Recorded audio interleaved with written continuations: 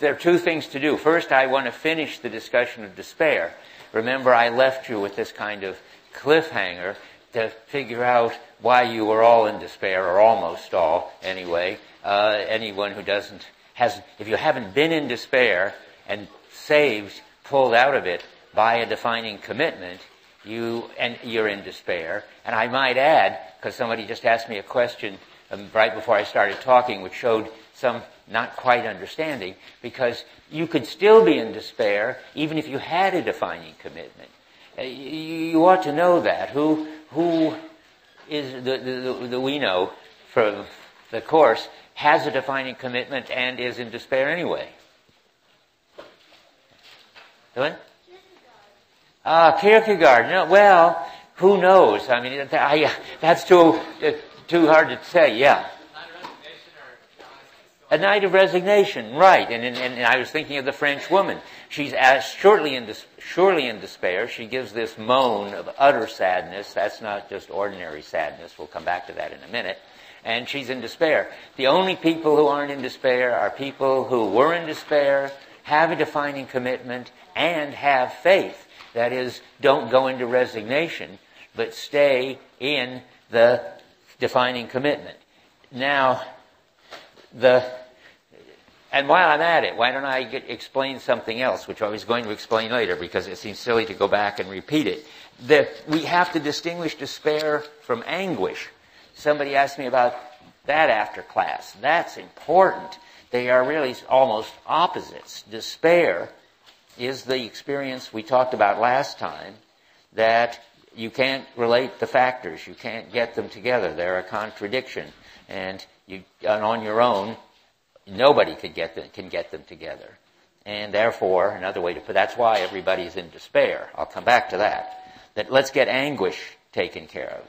Anguish is the positive feeling that the Knight of Faith has when the Knight of Faith has a defining commitment, doesn't flee from it and make it safe in resignation, but holds on to it, seeing the sword over the head of the beloved and getting more and more involved as if it's the surest thing of all. That's anguish. Remember, anguish is the very criterion of a Knight of Faith. The Knight of Faith also, suspending the ethical, which every Knight of Faith does, because once you've got a defining commitment, you've got a higher authority in your life than the ethical, which may not be calling you right now to do something that you wish you never would have to do and couldn't stand yourself after you did it, but might at any time call you to do something like that. And so the person who has a defining commitment is also in anguish of the possible teleological. So I guess put it this way, there's an anguish over the possible sword falling, which is over the head of the beloved. That's the vulnerability.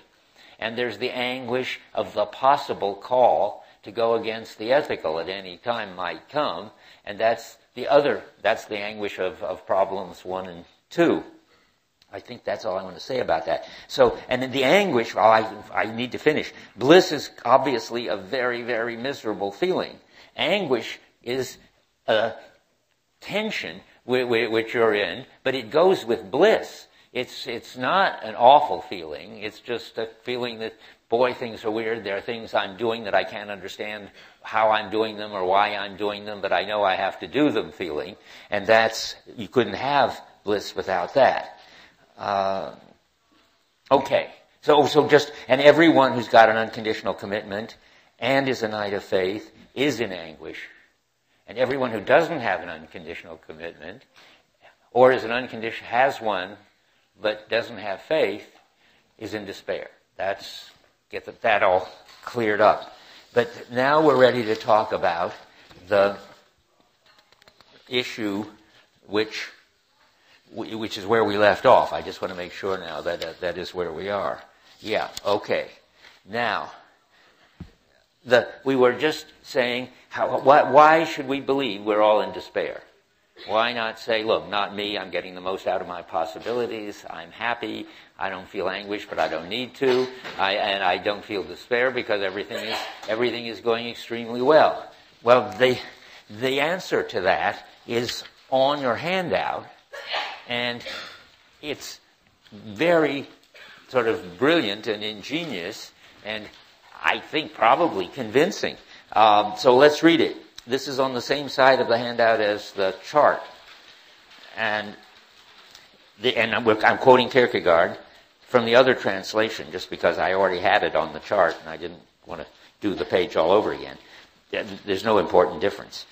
So the common view, I'm going to read it, overlooks the fact that when compared with illness, despair differs dialectically from what one usually calls sickness, because it's sickness of the spirit.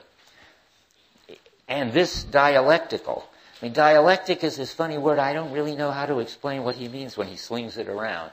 He talks about the dialectic of eternity in a minute. Does anybody know why he keeps saying dialectical? I don't either. I bet it's something Hegelian. It makes absolutely no difference. You could just cross it out every time you come across it. I think that's a good idea.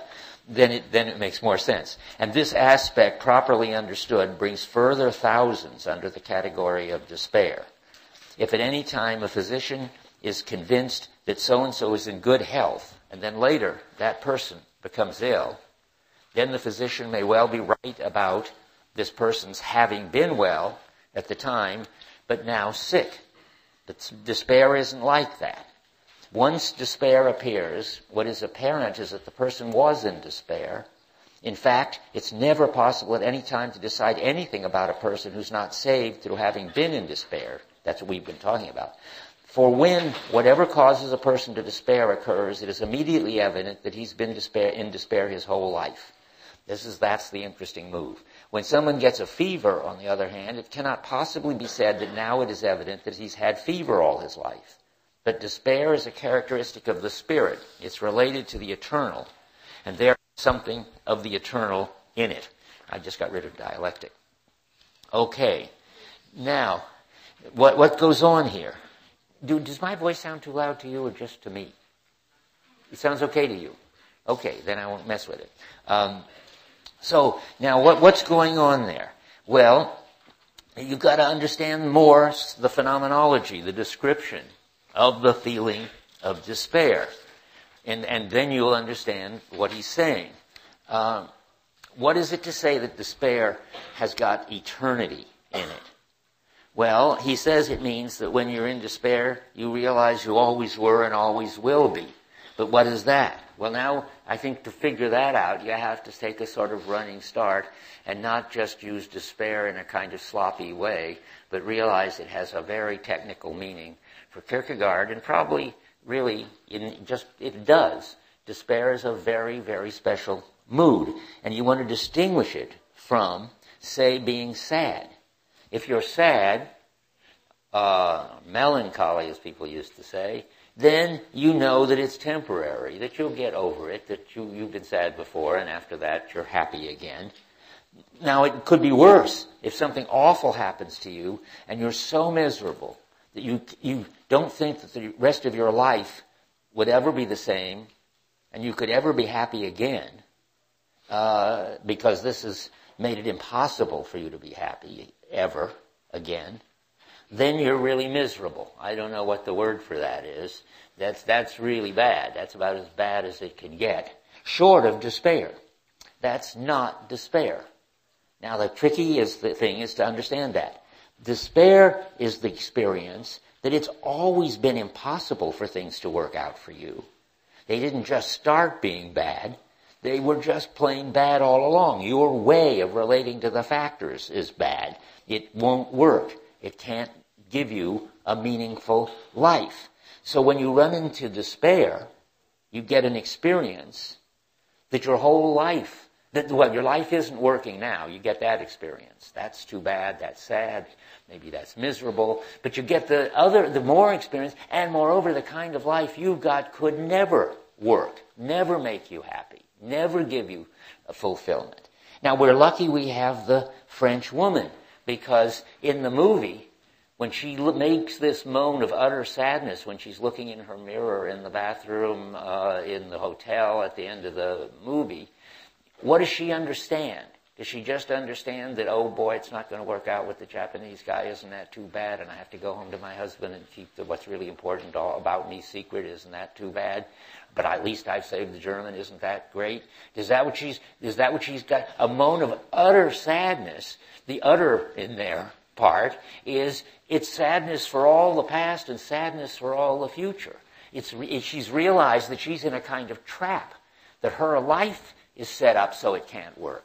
If she gives up the German, she makes her life meaningless and loses her identity and regresses to lower nature and lower immediacy. If she holds on to the German the way she understands memory, she has the German always in front of her and she can't relate to anybody else, even somebody as utterly understanding and sexy and good-looking and lovable as the Japanese man.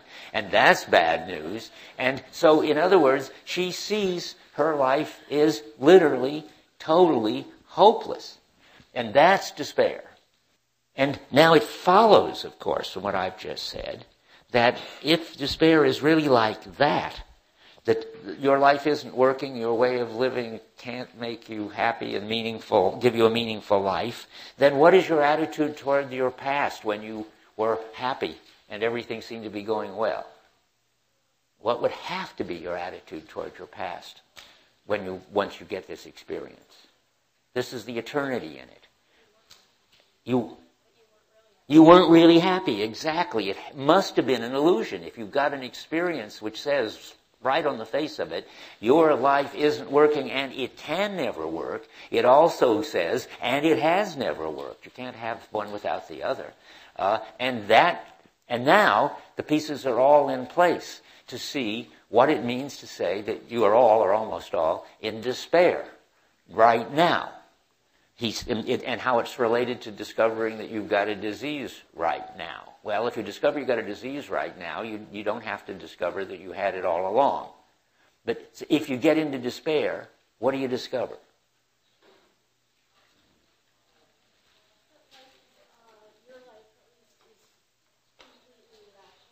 That's right. And that's the future part. And what about the past?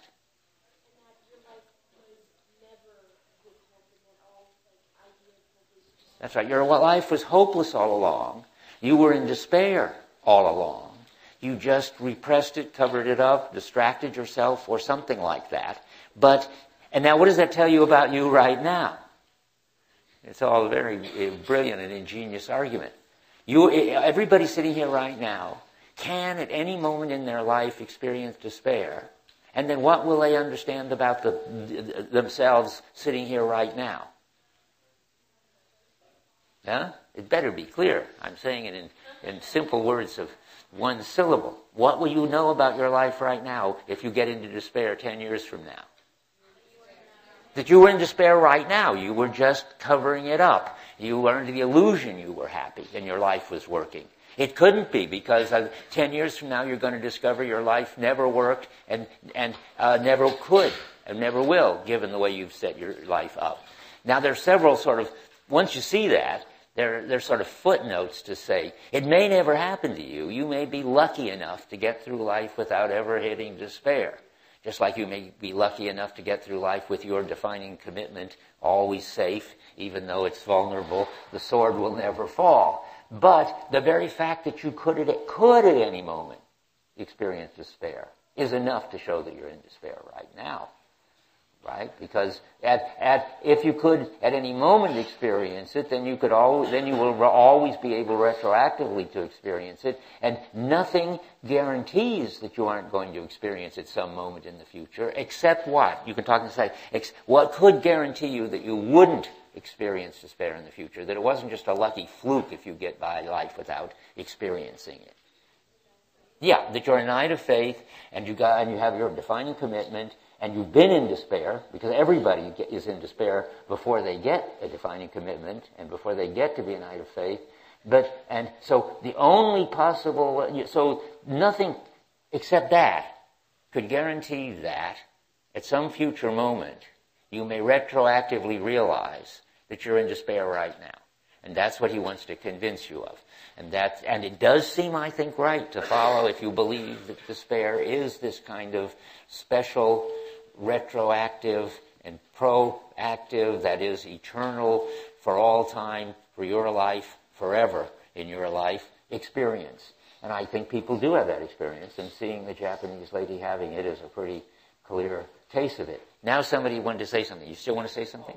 Just kind of confused, actually, because wouldn't there be a difference between feeling despair now, like we being in despair now, versus our experiencing despair in the future, and then like analyzing the past as though we were in despair? Like we can think of it as we were despairing in the past, but that's in terms of our being, in terms of our despairing in the future. Yeah, but once you have the experience, you don't just think, maybe I was always in despair. By the nature of it, you must have been in despair right now. It's stronger than that. Because, it's this picture, you sort of see that this is the same as the defining commitment eternity, only upside down. The defining commitment eternity was you get to an X, an instant, in which your whole past is empty and your whole future is settled in terms of the person or cause that you're involved with. Well, if this X was despair, you'd get to the understanding that your whole past didn't work and you were miserable, and no matter how far the future goes into the future, you will always be miserable. And once you see that, it follows that no matter how good you feel now, it must have been an illusion. This isn't just a prediction or a guess. It follows from the nature of despair, according to him. And it sounds very plausible and interesting to see it that way. There was one other thing I was thinking to say it for that might help. Just a second.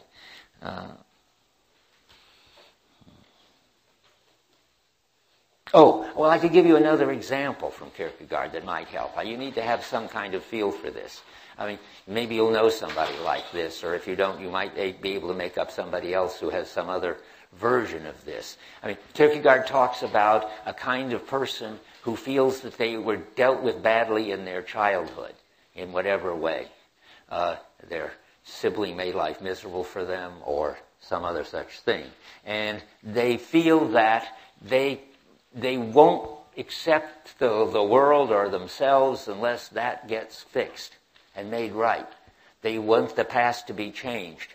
But of course, that's a bad idea because they can't change it. What they could change is the future, and they could get over it. But they don't want to do that. They don't want to say, well, it was all right, I got over it. It's too outrageous. It's like losing their identity. Their identity has been to be miserable. And so they're stuck being miserable. They can't change what they want to change, and they don't want to change what they can change, Kierkegaard says. I'm sure there are people in therapy like that. And that's just a more sort of simple example. And that person might go through stages in which sort of temporarily they're very happy, playing their computer games or surfing or whatever. But behind it all is this sense that their life is a total disaster. Any question about that? Okay, then let me see where we are. I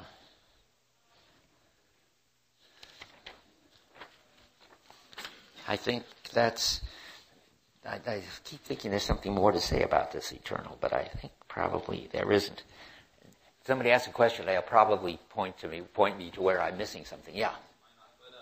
How would the woman from the bear see the time that she had with the German as a time of despair? That's a wonderful question. I don't know. That is very interesting. Let me think about that. I think no, I have to think more. Yeah. Yes.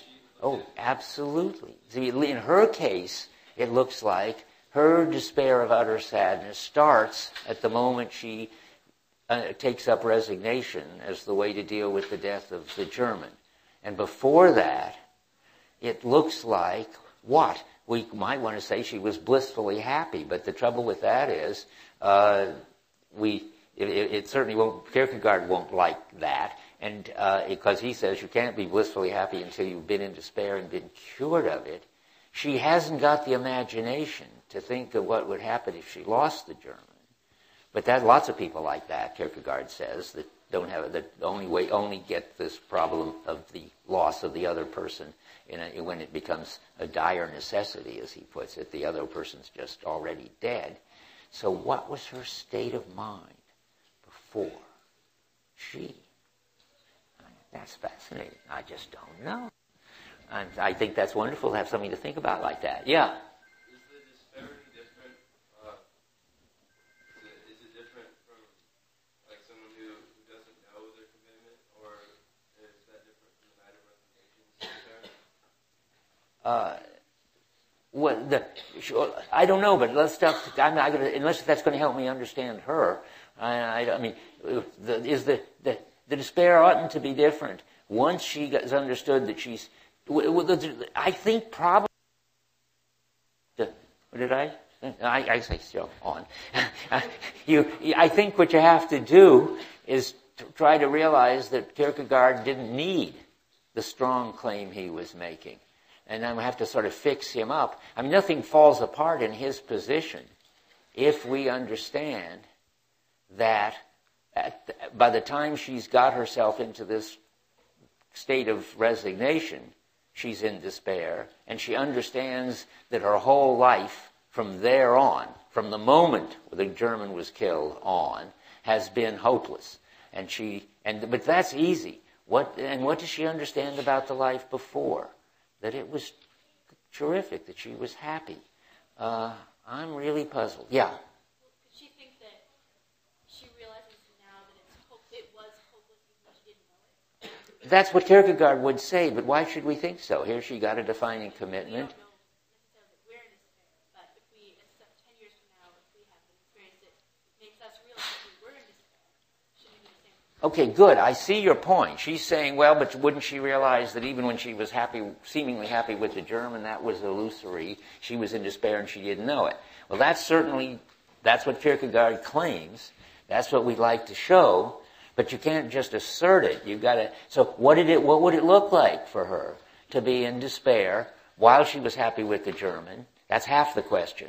And how does it look to her now? Does she now think that her time with the German was miserable? I don't think so. So it isn't as if now she's in despair. She ought to discover that she'd always been in despair. I'm just groping to understand this. Let's see now. She's always been in despair in a very remote way, which I could explain, but I don't, and I will, but I'm not convinced it's strong enough. I mean, she obviously was related to the German in a way that put her sort of to the vulnerability of this resignation, which is a kind of despair. She certainly wasn't related to him in the right night of faith way, where she saw the sword over the head of the beloved and loved as if it was the surest thing of all. She just didn't think about the fact that the German might die. All she thought about is she'd go to Bavaria with him. Now, that means that she was sort of potentially in despair, exposed to the possibility of despair, because she had this defining commitment and she had the wrong way of dealing with it. But that's hardly strong enough to say that that her life wasn't working then. Her life was set up in a way that in the end it wasn't going to work for her because she didn't have faith. But it's hard for me to get any content to that. I mean, how did it feel at the point that she was with the German? Surely she had... you have to say, if you're Kierkegaard, well, her sense that it wasn't working was way covered up by how much fun she was having with the German. But that just doesn't feel right to me. I'm stumped. Nobody have any help? Yeah. I think maybe argue that it was there because they were meeting the years and Oh, but that was sort of fun. When you see that in the movie, she's running there on her bicycle, all happy and excited, and it's just part of the... I mean, they didn't feel that it was an evil thing they were doing, and so they had to hide it. They felt it was a good thing, but the time was evil, and so they had to hide it. I just don't know what. I mean, my temptation is to go out on a limb and say that there's a place for some kind of situation where somebody hasn't yet realized that their way of life won't work. They haven't realized it unconsciously and covered it up. They just haven't realized it at all. And you can call that despair if you want to, but it's now got a funny thing because it seems so remote from the sense that things aren't working and will never work, which is the real feeling of despair. I'm getting nowhere. Yeah. If she had known, so looking back, if she had known that he was going to die, she would have been in despair. Yes. She learned that fact. So she could say, looking back, knowing now, because I know he's going to die. If I had known back then he was going to die, I would have been in despair then too. So, Yeah, that's the best you can do, I think.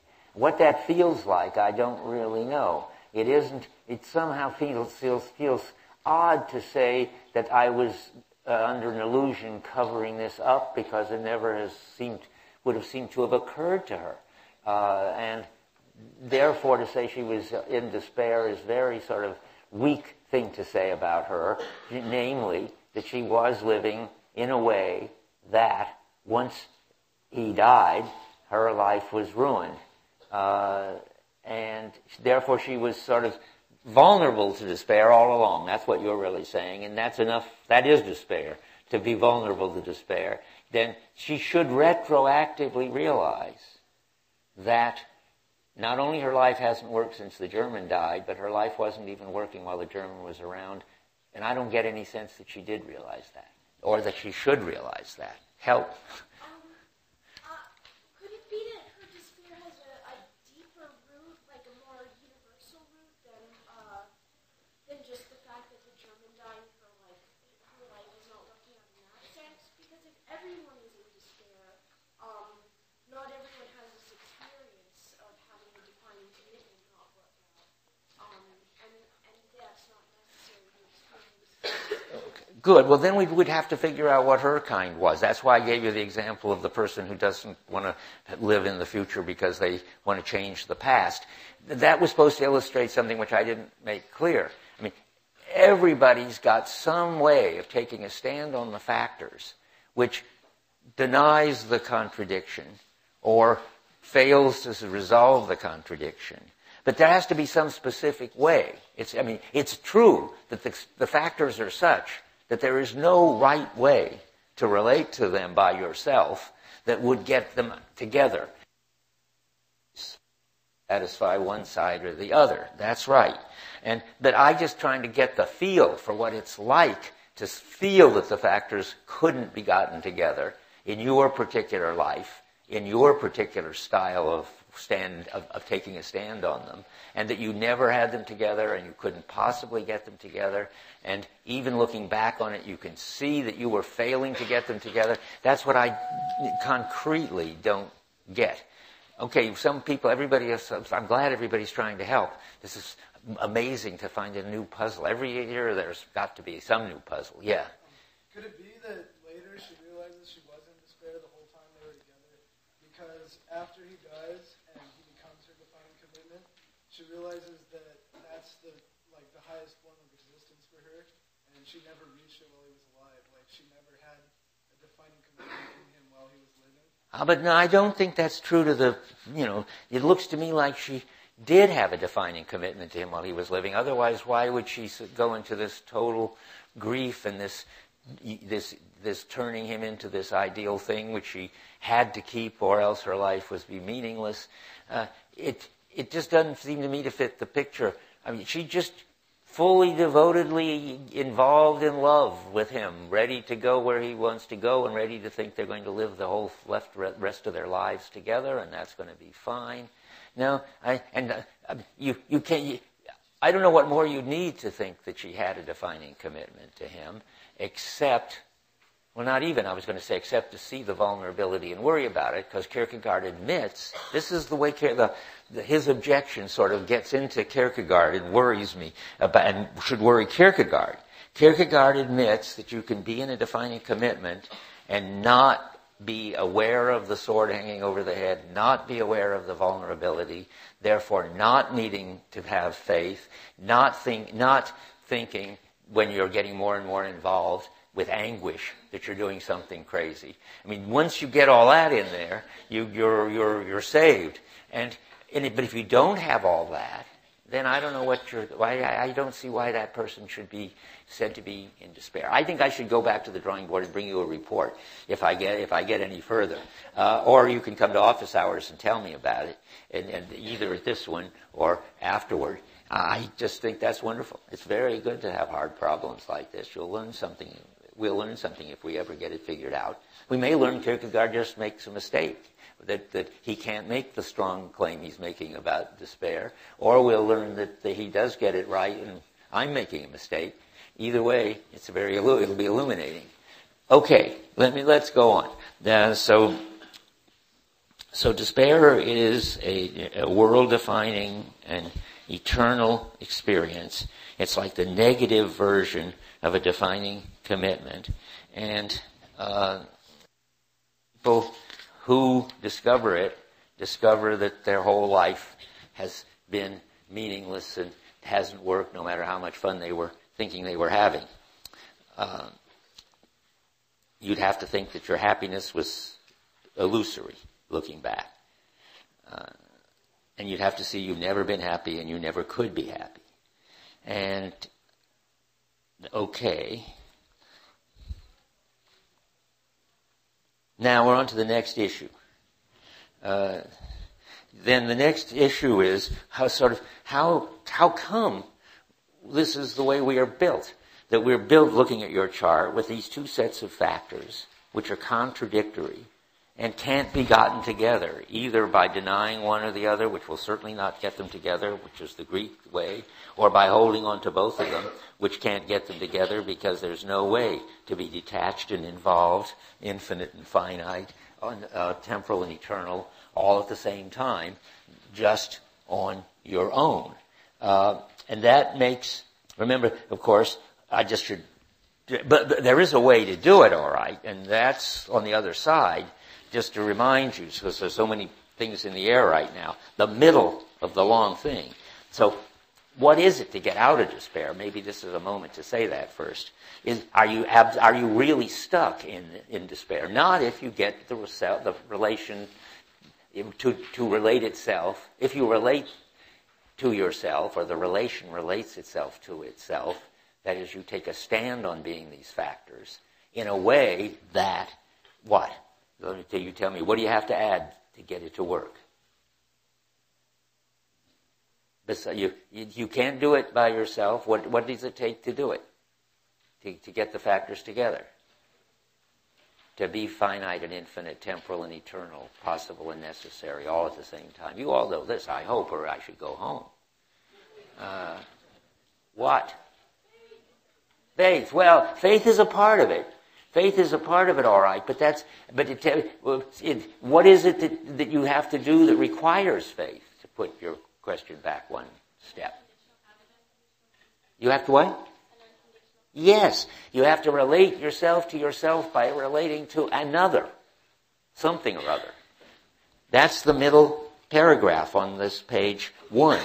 If the relation which relates itself to itself has been constituted by another, then of course the relation is the third term, and the relation, skipping a little, relates to that which has established the whole relation. So you have to relate yourself to yourself by relating to another, and relating to another not just in any old way, but with infinite passion as a defining commitment. And then that creates you as a new being, gives you an identity, you get an infinite passion for something finite. You get it in time, you get something that in your life is forever. And in necessity, that with something fixed in your life, you can then have both being fixed, something settled, and a lot of possibilities up for unsettled. All that happens, but it only happens if you relate yourself to yourself by relating to another. And then comes her point from back there. And how do you do that? Well, there's all kinds of wrong ways to do it, fanatically, and resign it with resignation. But there's one right way to do it, and that's what? seeing the sword over the head of the beloved and do what? Love anyway, defenselessly, more and more, as if it was the surest thing of all. And what do you need to be able to do that? Faith. You have to believe that even the impossible is possible, that this relation is absolutely secure and totally vulnerable. And if you believe that, you believe something utterly incomprehensible. That's the paradox of existence. If you try to say, in terms of beliefs, what the Knight of Faith is doing, you have to say, well, look at that. The Knight of Faith believes that this is absolutely secure and absolutely vulnerable. And the Knight of Faith has to say that to himself if he thinks about it. But he can do something he can't understand if he has faith. He can do something paradoxical. That's it. Then the two parts of the self will be related, and everything will be okay. That's the cure. The sickness unto death is a disease, a special kind of dialectical or eternal or whatever kind of disease, and the cure for that kind of disease is unconditional commitment in a field of faith. Okay, that's where we are. So Christianity, and now comes this interesting issue, that Christianity, I think, I don't know if Kierkegaard thinks this, but I imagine he does, is in a certain sense the cause of the disease and the cure of it, where the disease is despair. Now, the tricky part, we've done the cure of it a lot. That's just what we just went through. It tells you to get a defining relation and that that faith will make it all work out fine. But in this, it's hard to know just to what extent Kierkegaard thinks this about. The question is, does the self always come with these two factors that have to be realized or else it's in despair? Even if you're a Buddhist, even if you're in Greece? Or I think he thinks that Christianity, I hope he thinks, that Christianity invented the problem. I mean, because Jesus was there, who was the God-man, who told people that they could have an infinite passion, should have, called them to have it. Then they discovered there was something like bliss, which is getting the two factors together. Nobody in the ancient world had bliss, according to Dante. The best they could do was limbo in the afterlife, where they wandered around and talked to each other and took it easy, and it was very pleasant. But bliss goes with despair. Only a view of the self, which is so amazingly contradictory and yet put togetherable, gives you the despair if you don't put it together, and bliss if you do. And where did you get this self? Is it just sort of biological? If it's given your DNA and mine, we all have these sets of factors? That seems very unlikely. What you get it because in our tradition, the Hebrews sort of set it up that the mind and the body are equally essential. And then God became man, meaning that Jesus went around saying that he was God and man, and showed somehow that you could be eternal and temporal and all that. And once you see it, that is, it's a little hard to follow this now, but somehow it gets put in the culture by the Christian community, and then the Romans become Christians. And in the background, a whole new understanding of how hard it is to be a human being and how terrific it is if you get it right. It's harder than many ancients thought, or the Buddhists thought, or anybody like that ever thought. And it's more blissful if you get it right than anybody ever thought. And that's the peculiar sense, I think, in which Christianity is the disease for which it is the cure. And now, that's probably what it means to talk about when you relate yourself to another, that is, relates yourself to what has established the whole relation. That's the same thing as the phrase, you're grounded transparently in the power that constituted the self. These are just two different translations of the same idea. So Jesus, I think you have to think, established this complicated kind of self. It's like discovering that there's something that you really, really like, but you never noticed you really, really liked it. But once you discover you really, really liked it, you discover you can't live without it. And then you're both in trouble, but that's also a great new exciting thing. Well, if you just imagine that now pushed to the limit, there is something called bliss that you discover that you can have. And once you discover you can have it, you get to be a bliss addict. And everybody in the culture is a bliss addict, either because they're directly raised as Christians and told all this story, or because it's all over in the literature, it's in the language, it's in the history of the culture, in this peculiar sense. And everybody raised in the West, anyway, and only maybe, it has this kind of factors. It's been established by what? Well, I think by Jesus. I mean, if it's true that he's the first one to come around and say you can have an unconditional commitment which gives you bliss and brings you together and doesn't make you choose, like remember the Greeks do, either let's satisfy the body part or let's satisfy the soul part. This thing doesn't make you choose. It says you're essentially body and soul. You're essential, and you can have both, even though they're contradictory. Then you see that there is some sense in which, on this Kierkegaard picture, Jesus has got to be the power that posited it, but posited this kind of self by saying have an unconditional, and by what now? There's one little piece more missing, I think. I'm just sort of trying to make up the story that I think Kierkegaard must have, though I can't give you any pages where he has it.